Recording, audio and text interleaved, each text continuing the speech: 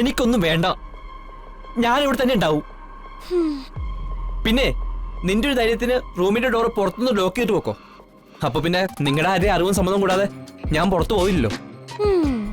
ഞാൻ മുറി പുറത്തുനിന്ന് ലോക്ക് ചെയ്തേക്കാം. നാളെ ഈ വീട്ടിലെ മഹാറാണി ആവേണ്ടവളാ ഞാൻ. എന്നിട്ട് എന്നെ ഈ വീട്ടിലെ ഒരു കാവൽപ്പട്ടിയെ പോലെ കാവല് നിർത്തിയിരിക്കാം. എത്രയോ ജോലിക്കാരുണ്ട്. അവരെ ആരെങ്കിലും ഈ ജോലി ഏൽപ്പിച്ചാ പോരായിരുന്നോ? ഇതെന്നോട് കാണിക്കുന്ന വെറുപ്പാ, അവരുടെ പക. നാളെ ഈ വീടിന്റെയും ബിസിനസിന്റെയും അധികാരമൊക്കെ എന്റെ കയ്യിൽ വരും. അന്ന് ഞാൻ രമാദേവിയെ ഈ വീടിന്റെ സെക്യൂരിറ്റിയായി ഗേറ്റിൽ നിർത്തും. ആ സമയം വരട്ടെ, കാണിച്ചു കൊടുക്കും ഞാൻ. കൊടുത്തിരിക്കും.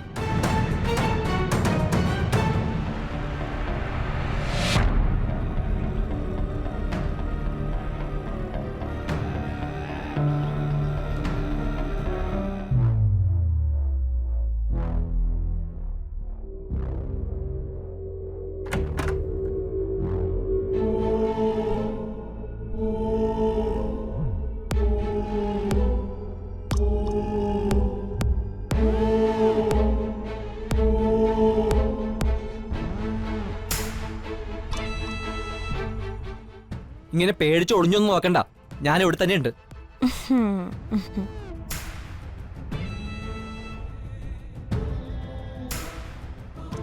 നീ എന്തിനാ നിലത്തിരിക്കുന്നേ? ബെഡിലിരുന്നൂടെ? ഞാൻ റൂമിൽ നിന്ന് പോകാതെ നോക്കേണ്ട ഡ്യൂട്ടിയല്ലേ നിന്റേത്? അത് മാത്രം നോക്കിയാ മതി.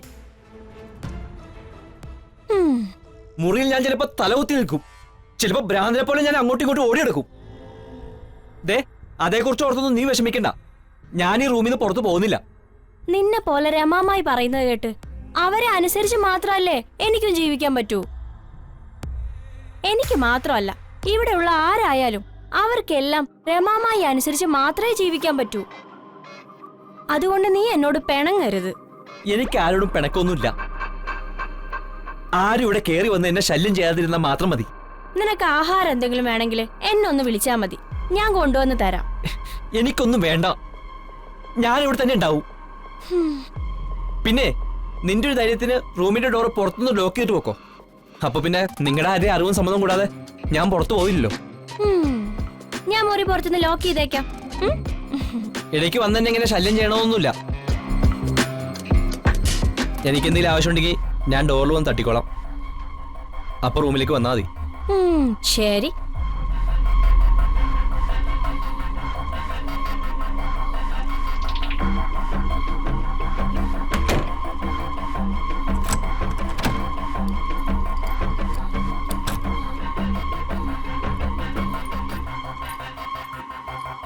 രോഗി ഇച്ഛിച്ചതും പാല്, വൈദ്യം കൽപ്പിച്ചതും പാല്.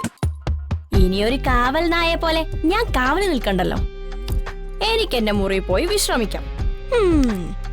ഇവൻ എന്തെങ്കിലും ആവശ്യമുണ്ടെങ്കിൽ ഇവൻ വിളിക്കട്ടെ.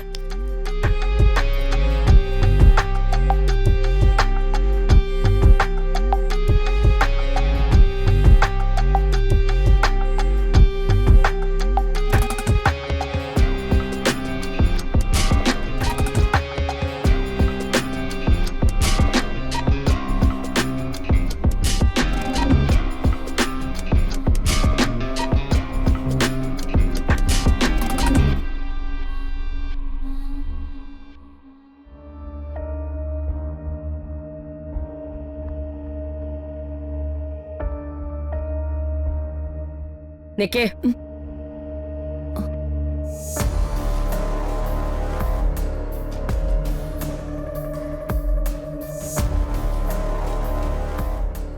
എന്താ ബിഗ് ഷോപ്പറില്? ചിന്നുനും സീതയ്ക്കുള്ള ആഹാര. ഇതില് വേറെ എന്തെങ്കിലും ഉണ്ടോ? ഇല്ല മേഡം. ബിഗ് ഷോപ്പർ അവിടെ വെച്ചിട്ട് ഒന്ന് തുറന്നു കാണിക്കേ.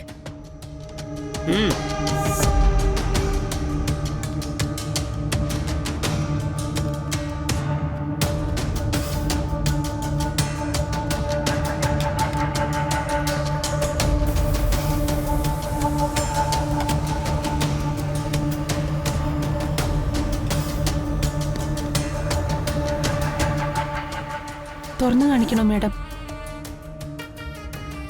സെൻട്രൽ ജയിലിൽ പോലും ഇത്ര സെക്യൂരിറ്റി ഉണ്ടാവില്ല. കുടിക്കുന്ന വെള്ളത്തിൽ പോലും ആരെയും വിശ്വസിക്കില്ല എന്ന് വാശി പിടിക്കുന്നത് കഷ്ടമാണ് മാഡം. ഞാൻ അങ്ങനെയാ. എനിക്ക് ആരെയും ഒന്നിനെയും വിശ്വാസമില്ല. എത്രത്തോളം അടുപ്പം കൂടുന്നുവോ അത്രത്തോളം വിശ്വാസം കുറയും. അതാണ് അനുഭവം എന്ന് കൂട്ടിക്കോളൂ. ഇതിനകത്ത് ബോംബ് വരെ ചിലപ്പം കണ്ടേക്കാം. ഇതിനു മുൻപ് പ്രയോഗിക്കപ്പെട്ടത് വിഷമായിരുന്നല്ലോ. അടുത്തത് ചിലപ്പോ ബോംബുമാകാം. എന്താ ഞാൻ പറഞ്ഞതില് തെറ്റു വല്ലതുണ്ടോ? രമ മാഡം പറയുന്നതില് ഒരിക്കലും തെറ്റുണ്ടാവില്ലല്ലോ. മാഡം പറയുന്നതും ചെയ്യുന്നതും എപ്പോഴും ശരിയായിരിക്കും. പരിശോധന കഴിഞ്ഞെങ്കിൽ ഞാൻ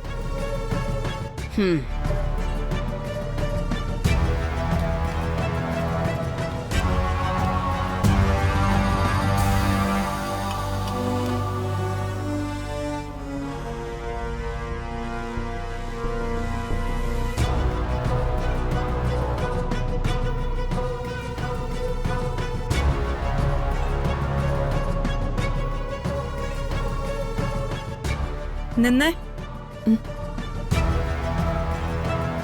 എവിടേക്കാ അത്ര ധൃതിയില്? ഐശ്വര്യ മാഡവും ഹോസ്പിറ്റലിലേക്ക് വരുന്നുണ്ടോ? ചിന്നുനിപ്പോ ബോധം വീണിട്ടുണ്ട്.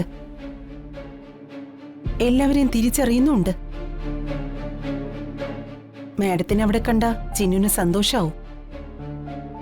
നിങ്ങൾ തമ്മില് അങ്ങനെയാണല്ലോ ബന്ധം. ഞാനൊന്നും ഇപ്പൊ ഹോസ്പിറ്റലിലോട്ടില്ല. അവള് ചത്താലും ജീവിച്ചാലും ഇങ്ങോട്ട് തന്നെയാണല്ലോ വരുന്നേ. അപ്പൊ ഞാൻ അവളെ കണ്ടോളാം. മഹി ഡ്രൈവറായിട്ട് വരാത്തതിൽ ചന്ദ്രയിലേക്ക് നല്ല സങ്കടം കാണുമല്ലേ? പക്ഷെ വേറെ നിവൃത്തിയില്ലാത്തോണ്ടേ അവനെ റൂമിൽ പിടിച്ച് അടച്ചിട്ടിരിക്കുക. ഈ പേവിഷബാധ പോലെയാ പ്രേമവും. നന്നായിട്ട് സൂക്ഷിക്കണം. ഇല്ലെങ്കില് കറങ്ങിത്തിരിഞ്ഞ് പല കുഴിയിലും ചെന്ന് വീഴും. അതെ അതെ, ചിലപ്പോ അബദ്ധത്തിൽ ചെന്ന് വീണു പോവും. വലിയ കുഴിയിലേക്ക് വീണാ പിന്നെ അവിടെ നിന്ന് എഴുന്നേറ്റ് നടക്കാൻ പറ്റില്ല. കൈ പിടിച്ചുയർത്താനും ചിലപ്പോ ആരും കാണില്ല.